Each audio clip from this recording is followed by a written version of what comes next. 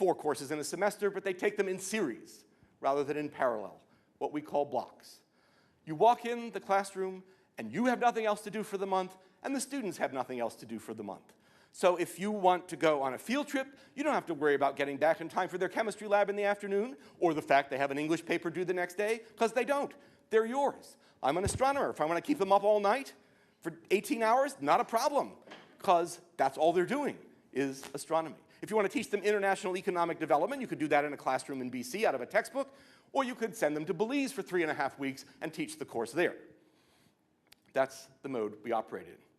It's called the block system, and every academic I've spoken to about it says, well, I see how that would work in your field, but it won't work in my field.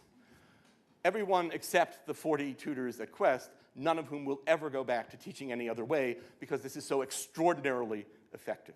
And I'll give you one example, because I only have 2 minutes left, rather than the 100 that I could.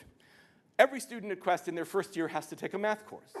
But the point of the math course and all the other of the foundation courses is not to pour knowledge from the full vessel to the empty one, not to gain a set of facts which you can find easily with Google, as my students so eloquently said, but it is to show by example how a mathematician asks questions about the world and goes about trying to answer them, and how a philosopher does that, and how a poet does that, and how a physicist does that. So they can accumulate those tools and apply them to their unique interests.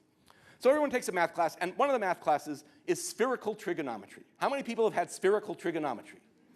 That's what I thought, because it's not taught in any university in North America except ours. And the reason it's taught there is because our math tutor, a remarkable pedagogue, loves spherical trigonometry. His book came out with Princeton University Press 2 months ago on spherical trigonometry. This was a huge development in the 19th century, because after all, we do live on a sphere.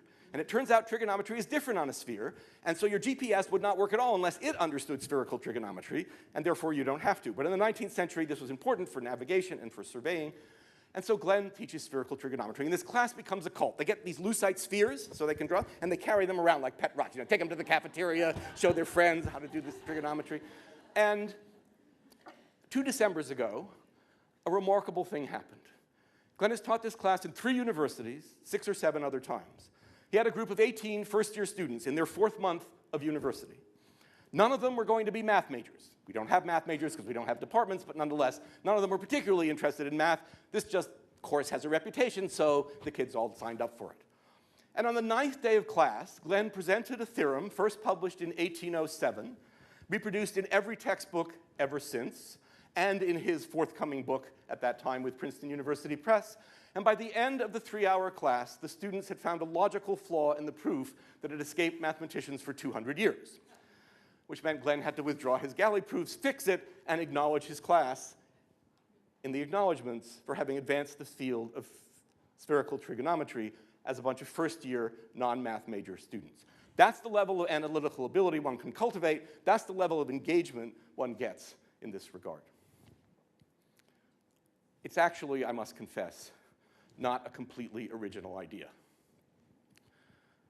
2,500 years ago, Confucius summed it up succinctly as usual. Tell me and I'll forget.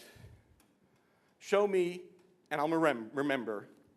Involve me and I'll understand.